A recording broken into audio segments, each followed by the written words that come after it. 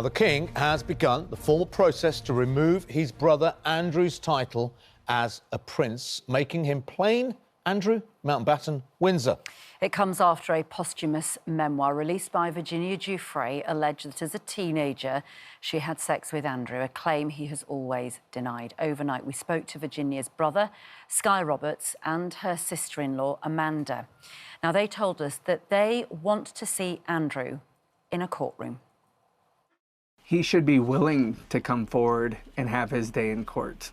As of now, he has not complied excuse me, with investigations. He has almost in some ways refused to come forward and actually give a proper investigation. So yes, I mean, we would invite that. I mean, I'd invite the King to have a conversation with us. I'd be more than willing to give my sister's testimony right in front of him. I'd have that conversation with him. I'll come to London tomorrow and we can have that conversation together. So the answer is yes, he should have his day in court. We're asking for his day in court. We're asking for a thorough investigation, and there's nothing wrong with that. We wish that we were hugging her right now and laughing with her and celebrating this moment of vindication and victory. This ordinary American girl was able to do something so extraordinary, and I hope that her children know that. It means everything to me. I knew it would mean everything to Virginia. She should be here. She really should. I mean, she should be in this camera right now, frame, and not me. I hope I'm doing her a little bit of justice. I hope we're doing her a little bit of justice in this. But I'm so proud of her. I'm so proud of the UK people. I'm proud of the King. I'm proud of just that. It just proves that if you just come forward and tell the truth and through advocacy and really let your voice be heard, that change can really happen. Well, Andrew has always strenuously denied the allegations against him and said he was willing to help investigators. Of course, the Met Police dropped an investigation into Virginia's claims back in 2021. Let's get more on all of this then, and the thoughts of ITV News royal editor Chris Shipp and royal author Valentine Low. Good morning to both of you. Good morning. Good morning. Unprecedented times, a remarkable statement, jaw-dropping, really. Chris Shipp, can I just pick up on the point made there, importantly, by Sky Roberts? We'd like to see Andrew in court. This, for them, is the beginning of the end, not the end. What do they mean, and what do you think that means for them? What court, where, what, how could it happen? Big question mark, right? Yes, I suppose that is where this story inevitably turns now, because what the King has done with that, as you say, you run out of adjective to describe that statement last night, don't you? I mean, when I saw it, it was like, what? No longer Prince? And actually, when I spoke to Sky Roberts a couple of weeks ago, he was saying to me then, oh, I think the King should strip his Prince title. I must admit, I thought, well, there's no way he's going to do that. He was born a Prince, and obviously they've found a way to do it. So, look, so therefore, now the King has turned off all those potential, taps that were, oozing problems for Buckingham Palace. Now there are questions about, OK, so what's the House Oversight Committee going to do in Washington, D.C.? It, last night, was saying we still would like to speak to, I was going to say Prince Andrew, and I think it's going to take a while for all of us to stop saying it. Yes, it's our vernacular, isn't it? Yeah. They would like to speak to Mr Mountbatten Windsor in order to just, carry on with their investigations into the crimes committed by Jeffrey Epstein. So I think that's where a lot of people, and you heard the family of Virginia Giuffre saying exactly that just now. Valentine Low, have the royal family sort of misjudged this in a way? I mean, they were accused of not doing anything for many, many years. 2 weeks ago, I think they kind of hoped that the action they took 2 weeks ago was going to be the end of it. But a lot of people accused them of the statement wasn't there. There was no mention of victims from either Andrew or anybody from the royal family. And here they are again, having to go even further. We've seen heckles this week. Have they got it wrong, or have they finally got it right after getting it wrong for so long?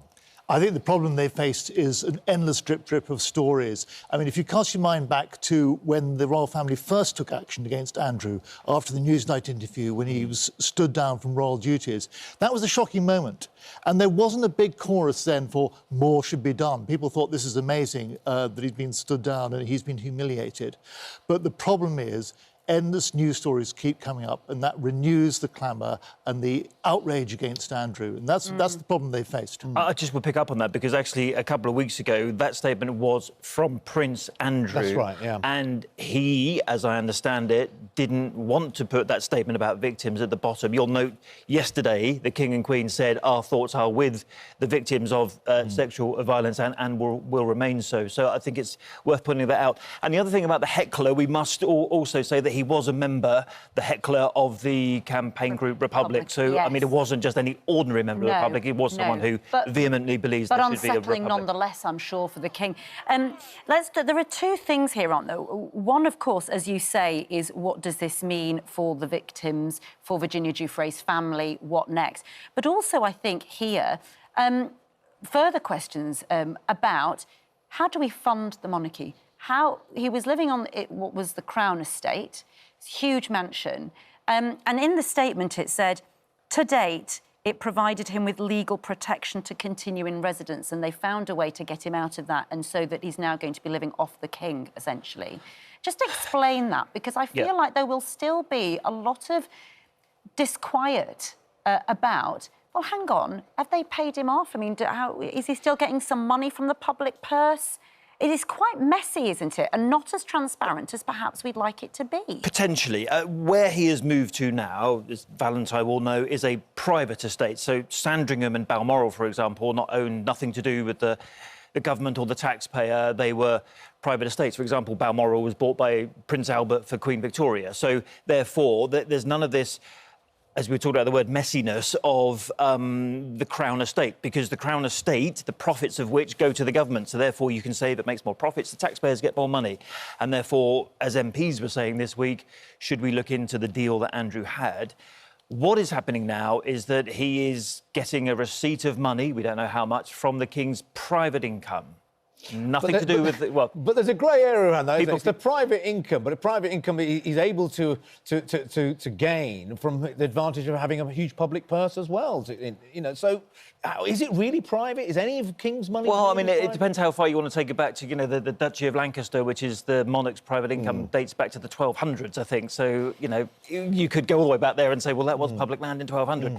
But it's important to point out that there's no taxpayers' money involved in the situation that is now in the current. But, as Buckingham Palace said, didn't they, yesterday, Prince Andrew, here I go again, Mr Mountbatten Windsor remains the brother of the King. But I think one of the points here is that by getting him out of Royal Lodge, it dampens down the clamour for insight into the financial arrangements, and therefore, which the Palace will be delighted about, because that widens out into wider questions about financial arrangements. And how much do you think Prince William has been side by side and perhaps even quietly nudging his father, the King? I'm sure that William has been absolutely foursquare behind the King, pressing for action on Charles.